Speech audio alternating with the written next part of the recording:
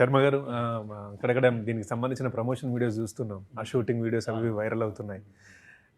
But పేరు దానికి సంబంధం ఉందా లేదా అనుకున్నాను, కానీ చాలా బాగుంది అది ట్రైలర్. సో ఇప్పుడు దీని అర్థం ఏంటిగా మొత్తం కుటుంబంలో పిల్లల నుంచి పెద్దల దాకా అందరూ సినిమా చూడొచ్చా?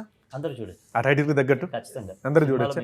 బట్ మరి ఒక క్వశ్చన్, మీకు కుటుంబ కథ చిత్రాలు ఇప్పటిదాకా ఎన్నో చూసాం మనం, చాలా చూసాం, ఎప్పటి నుంచి ఎన్నేళ్ళ నుంచి చూసాం. అండ్ ఈ తరంలో ఈ ఓటీటీల పుణ్యమా అని మలయాళం చూస్తున్నాను, తమిళ్ చూస్తున్నాను, హిందీ అన్ని చూస్తున్నాను. ఏదో ఒక కొత్తదనం లేకపోతే నేను థియేటర్ దాకా రావట్లేదు. నేను ఓపెన్ గా మిమ్మల్ని అడుగుతున్నాను, అట్లాంటిది ఉందా మనకు? థియేటర్కి వచ్చి చూసేంత ఉందా ఈ సినిమాకి? ఈ నన్ను అడిగితే ఫ్యామిలీ ఎమోషన్స్ అనేవి ఏ జనరేషన్ అయినా కూడా ఖచ్చితంగా ఎప్పటికీ ఉండేది సార్. ఎప్పటికీ ఉండిపోయేది ఖచ్చితంగా. అంటే బిహేవ్ చేసే విధానంలో మారుతుందేమో. ఒకప్పుడు మనం ఫ్యామిలీతో మదర్ ఫాదర్తో వాళ్ళతో బిహేవ్ చేసే విధానం ఒకలాగా ఉండేది, ఇప్పుడు ఉండదు. కానీ బాండింగ్స్ అనేది ఎప్పటికీ పోవనేసి నా ఫీలింగ్. ఆ ఎమోషన్స్ అనేవి ఎప్పటికీ ఉంటాయి అనేసి. సో ఖచ్చితంగా అందరికీ కరెక్ట్ అవుతుంది. 100% ఫ్యామిలీ సబ్జెక్ట్ అనేది ఖచ్చితంగా కరెక్ట్ అవుతుంది అనేసి ఫీలింగ్తోనే. ఓకే, ఆ ఎమోషన్ కనెక్షన్ ఉంటుందా థియేటర్లో జనాలకి? మీ ఫస్ట్ మూవీ అది?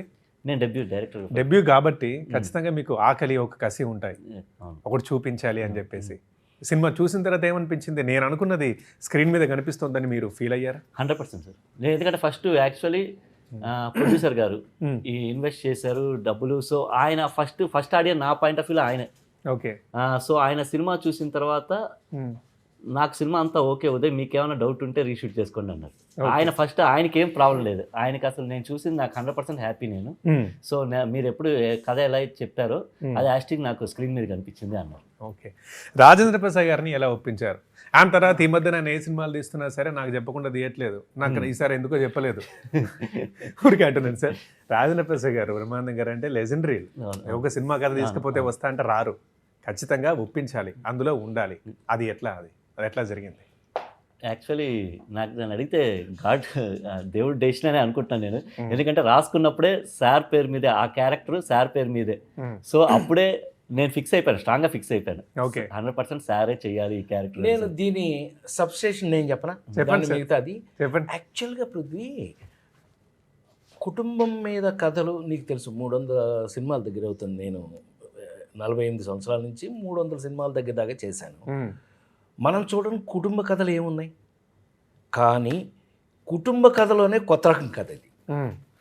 ఈ టైప్ ఆఫ్ కథ, ఒక అనాథ అనేవాడు, తల్లిదండ్రులు లేని ఒక అనాథ అనేవాడు ఒకడు, వాడికి కుటుంబం కావాలనే స్ట్రాంగ్ ఒపీనియన్ మీద వాడు చేసిందేంటి, వచ్చిన కుటుంబం ఏంటి, వాడు సెట్ అయింది ఏంటి, మన కుటుంబ వ్యవస్థ ఏంటి, అంత నీకు కామెడీ ఓ పక్క కామెడీ వస్తూ ఉంటుంది, ఒక పక్క సీరియస్నెస్ వస్తూ ఉంటుంది.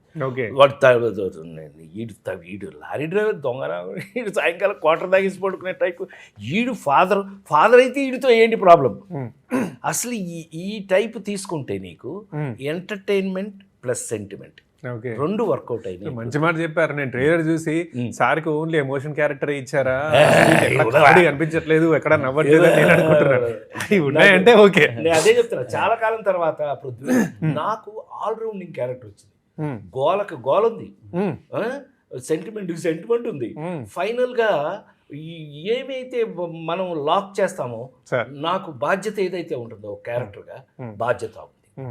సో అన్నీ కలిసి వచ్చినాయి నాకు. అందుకే నేను వినగానే ఇమీడియట్ గా yes, this is my character, super, ఇది నా కోసమే రాసావు, 100% ఇది నాదే క్యారెక్టర్ అని నచ్చి చేసిందే.